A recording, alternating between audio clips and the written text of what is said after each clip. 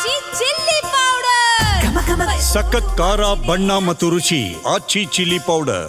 ಇದು G Kannada ನ್ಯೂಸ್ನ exclusive story.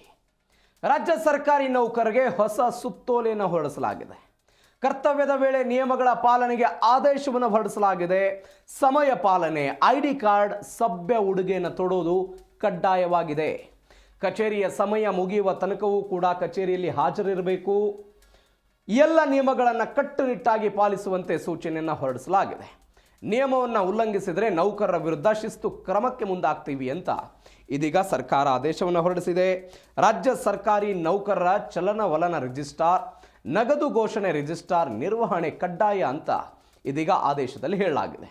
ಅಂದರೆ 2013ರಲ್ಲಿ ಒಂದು ಆದೇಶವನ್ನು ಹೊರಡಿಸಲಾಗಿತ್ತು ಸರ್ಕಾರಿ ನೌಕರರಿಗೆ. ಯಾರು ಕೂಡ ಸ್ಲೀವ್ಲೆಸ್ ಮತ್ತು ಹರಿದ ಜೀನ್ಸ್ ಪ್ಯಾಂಟ್ಗಳನ್ನು ಧರಿಸಿಕೊಂಡು ಕಚೇರಿಗಳಿಗೆ ಬರಬಾರದು ಅನ್ನೋದು ಆ ಆದೇಶದ ಸಾರಾಂಶ. ಆ ಆದೇಶದ ಅನ್ವಯ ನಿನ್ನೆಯೂ ಕೂಡ ಮತ್ತೊಂದು ಆದೇಶ ಹೋಗಿದೆ. 2013ರ ಆದೇಶವನ್ನು ಎಲ್ಲ ಸರ್ಕಾರಿ ನೌಕರರು ಕೂಡ ಕಡ್ಡಾಯವಾಗಿ ಪಾಲನೆ ಮಾಡಬೇಕು. ಅದು ಸಮಯ ಆಗಿರಬಹುದು, ಅದಾದ ನಂತರ ಉಡುಗೆ ತೊಡುಗೆ ಆಗಿರಬಹುದು, ಮತ್ತು ಕೆಲಸದ ಅವಧಿಯಲ್ಲಿ ಕಡ್ಡಾಯವಾಗಿ ID ಕಾರ್ಡ್ಗಳನ್ನು ಧರಿಸೋದಾಗಿರ್ಬೋದು. ಇದರ ಜೊತೆಗೆ ಒಂದು ರಿಜಿಸ್ಟ್ರಾರನ್ನು ಮೇಂಟೈನ್ ಮಾಡಬೇಕು. ಆ ರಿಜಿಸ್ಟ್ರಾರ್ನಲ್ಲಿ ನೀವು ಪ್ರತಿದಿನ ಬೆಳಗ್ಗೆ ಕಚೇರಿಗೆ ಬರುವಾಗ ನಿಮ್ಮ ಬಳಿ ಎಷ್ಟಿನ ಹಣ ಇತ್ತು, ನಿಮ್ಮ ಬಳಿ ಹಣ ಎಷ್ಟಿತ್ತು ಮತ್ತು ಹೋಗುವಾಗ ನಿಮ್ಮ ಬಳಿ ಹಣ ಎಷ್ಟಿತ್ತು ಅನ್ನೋದ್ರ ಬಗ್ಗೆ ಕೂಲಂಕುಷವಾಗಿ ಬರೆದಿಡಬೇಕು ಅನ್ನೋದು ಕೂಡ ಈ ಆದೇಶದ ಸಾರಾಂಶ ಆಗಿದೆ. ಈ ಬಗ್ಗೆ ಹೆಚ್ಚಿನ ಡೀಟೇಲ್ಸ್ ಕೊಡ್ತಾರೆ ನಮ್ಮ ಪ್ರತಿನಿಧಿ ಪ್ರಸನ್ನ ದೇವನೂರು ಫೋನ್ ಸಂಪರ್ಕದಲ್ಲಿದ್ದಾರೆ. ಪ್ರಸನ್ನ, 2013ರಲ್ಲಿ ಇಂಥದ್ದೊಂದು ಆದೇಶವನ್ನು ಹೊರಡಿಸಲಾಗಿತ್ತು. ಸ್ಲೀವ್ಲೆಸ್ ಡ್ರೆಸ್ ಹಾಕಬಾರ್ದು, ಹರಿದ ಜೀನ್ಸ್ ಪ್ಯಾಂಟ್ಗಳನ್ನು ಹಾಕಬಾರ್ದು ಅಂತ ಒನ್ಸ್ ಅಗೇನ್ ಸರ್ಕಾರಿ ನೌಕರರನ್ನ ಎಚ್ಚರಿಸುವ ಪ್ರಯತ್ನವನ್ನು ಸರ್ಕಾರ ಮಾಡಿದೆ. ಸುತ್ತೋಲೆ ಯಾಕಂತಂದ್ರೆ ಜನಸಾಮಾನ್ಯರು ಪ್ರತಿನಿತ್ಯ ಸಾರ್ವಜನಿಕ ಸರ್ಕಾರಿ ಕಚೇರಿಗಳಿಗೆ ತೆರಳುತ್ತಾರೆ.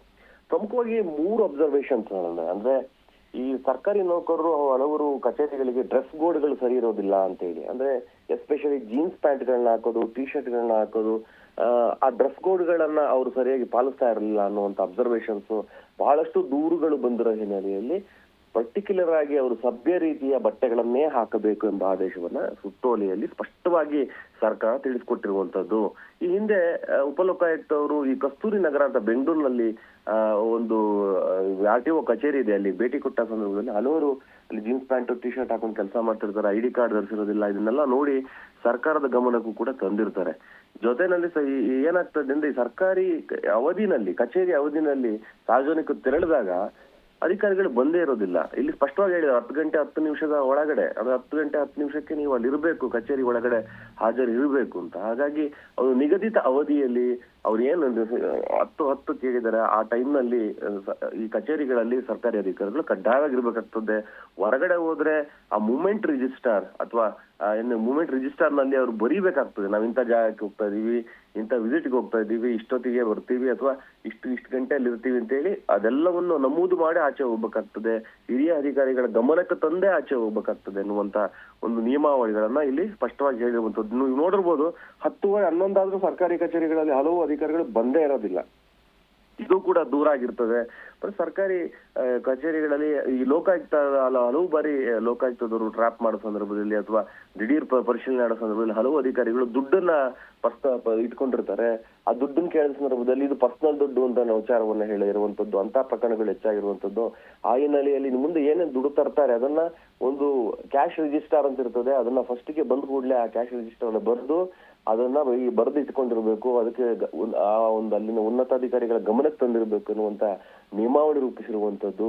ID ಕಾರ್ಡ್ಗಳನ್ನ ಕಡ್ಡಾಯವಾಗಿ ಧರಿಸಬೇಕು. ಯಾಕಂದ್ರೆ ಹಲವು ಸರ್ಕಾರಿ ಕಚೇರಿಗಳಲ್ಲಿ ಸಾರ್ವಜನಿಕರು ಯಾರು, ಸರ್ಕಾರಿ ಅಧಿಕಾರಿಗಳು ಯಾರು ಅನ್ನೋದೇ ಗೊತ್ತಾಗೋದಿಲ್ಲ. ಹಾಗಾಗಿ ID ಕಾರ್ಡ್ಗಳನ್ನ ಕಡ್ಡಾಯ ಧರಿಸಬೇಕು ಅನ್ನುವಂತ ಇವೆಲ್ಲ ನಿಯಮಾವಳಿಗಳನ್ನ ಸುತ್ತೋಲೆಯನ್ನ ಮತ್ತೊಮ್ಮೆ, ಅಂದ್ರೆ ಈ ಹಿಂದೆ ಕೂಡ ಈ ನಿಯಮಾವಳಿಗಳನ್ನ ತಿಳಿಸಲಾಗಿತ್ತು. ಆದ್ರೆ ಮತ್ತೆ ಯಾಕೆ ತಿಳಿಸ್ತಾ ಇದ್ದಾರೆ ಅಂದ್ರೆ ಇದನ್ನ ಉಲ್ಲಂಘನೆ ಮಾಡ್ತಾ ಇರೋದು ಸರ್ಕಾರದ ಗಮನಕ್ಕೆ ಬಂದಿದೆ. ಇದರ ಪದೇ ಉಲ್ಲಂಘನೆ ಮಾಡ್ತಾ ಇರೋ ಇಲ್ಲಿ ಯಾವ ಸರ್ಕಾರಿ ಅಧಿಕಾರಿಗಳು ಈ ನಿಯಮಗಳನ್ನ ಸರಿಯಾಗಿ ಪಾಲಿಸೋದಿಲ್ಲ, ಅವ್ರ ವಿರುದ್ಧ ಅತ್ಯಂತ ಕಠಿಣವಾದಂತ ಕ್ರಮವನ್ನ ಸರ್ಕಾರ ಕೈಗೊಳ್ಳಿಕ್ಕೆ ನಿರ್ಧಾರವನ್ನ ಮಾಡಿರುವಂತದ್ದು. ಒಂದು ಎಚ್ಚರಿಕೆಯನ್ನ ಕೊಟ್ಟಿದೆ, ಶಿಸ್ತು ಕ್ರಮದ ಎಚ್ಚರಿಕೆಯನ್ನ ಸುತ್ತೋಲೆಯಲ್ಲಿ ನಾವು ತೋರಿಸ್ತಾ ಇದೀವಲ್ಲ ಡಾಕ್ಯುಮೆಂಟ್ ಅಲ್ಲಿ, ಈ ಸುತ್ತೋಲೆಯಲ್ಲಿ ಅತ್ಯಂತ ಸ್ಪಷ್ಟವಾಗಿ ಅದನ್ನ ಹೇಳಿರುವಂತದ್ದು. ಹಾಗಿನಲ್ಲಿ ಸರ್ಕಾರದ ಈ ಆದೇಶವನ್ನ ಪ್ರತಿಯೊಬ್ಬ ಸರ್ಕಾರಿ ಅಧಿಕಾರಿಗಳು ಪಾಲಿಸಬೇಕು. ಸರ್ಕಾರಿ ಅಧಿಕಾರಿಗಳು ಇದನ್ನ ಪಾಲಿಸದಲ್ಲೇ ಇದ್ರೆ ಇದಕ್ಕೆ ಸಂಬಂಧಪಟ್ಟಂತೆ ಏನು ಸಾರ್ವಜನಿಕರು ಉನ್ನತಾಧಿಕಾರಿಗಳಿಗೆ ಅಲ್ಲೇನೆ ಆ ಸಂಬಂಧಪಟ್ಟ ಸರ್ಕಾರಿ ಕಚೇರಿಯ ಉನ್ನತ ಅಧಿಕಾರಿಗಳಿಗೆ ದೂರುಗಳನ್ನ ಸಲ್ಲಿಸುವಂತ ಒಂದು ಅವಕಾಶ ಕೂಡ ಇರುತ್ತೆ. ಆ ಹಿನ್ನೆಲೆ ಅದಕ್ಕೆ ಶಿಸ್ತು ಕ್ರಮದ ಎಚ್ಚರಿಕೆಯನ್ನು ಕೂಡ ಸರ್ಕಾರ ಕೊಟ್ಟಿದೆ. ಹಾಗಾಗಿ ಹೇಗಂದ್ರೆ ಹಾಗೆ ಮನಸ್ಸಿಗೆ ಬಂದಂಗೆ ಬಹಳ ಒಂದು ಕಚೇರಿಗಳಲ್ಲಿ ನಾವು ನೋಡಿದೀವಿ 10:30 11 ಗಂಟೆ ಅಥವಾ 11:15 ಹೋದ್ರು ಕೂಡ ಅವ್ರೇನ್ ಹೇಳ್ತಾರೆ, ಫೀಲ್ಡ್ ವರ್ಕ್ ಅಲ್ಲಿ ಇದೀವಿ, ಹೊರಗಡೆ ಇದೀವಿ, ಅಲ್ಲೆಲ್ಲೋ ಇದೀವಿ, ಕೋರ್ಟ್ ಅಲ್ಲಿ ಇದೀವಿ ಅಂತ. ಆದ್ರೆ ನಿಜವಾಗ್ಲೂ ಕೂಡ ಅವ್ರು ಕೋರ್ಟ್ ಅಲ್ಲಿ ಇರೋದಿಲ್ಲ. ಈ ಹಿಂದೆ ಹಲವು ಪ್ರಕರಣಗಳಲ್ಲಿ ನಾವು ನೋಡಿದ್ದೇವೆ. ಏನಂದ್ರೆ ನೀವು ಸೈನ್ ಮಾಡ್ತಾರೆ, ಕೆಲವರು ನಿಮಗೆ ಒಂದು ವಿಚಾರ ಈ ಹಿಂದೆ ನಡೆದಿತ್ತು, ಜೂಜ್ ಆಡ್ಲಿಕ್ಕೆ ಹೋಗ್ತಾರೆ ಅಂತದ್ದು, ಹೊರಗಡೆ ಜೂಜ್ ಆಡಕ್ಕೆ ಹೋಗೋದು, ಈ ಕುದುರೆ ಏನು ರೇಸ್ ಏನು ಆಗ್ತದೆ ಅಲ್ಲಿ ಜೂಜಾಟ ಆಡಕ್ ಹೋಗೋದು, ಇಂಥದ್ದೆಲ್ಲ ಆಗಿದೆ ಕಚೇರಿಗಳಲ್ಲಿ.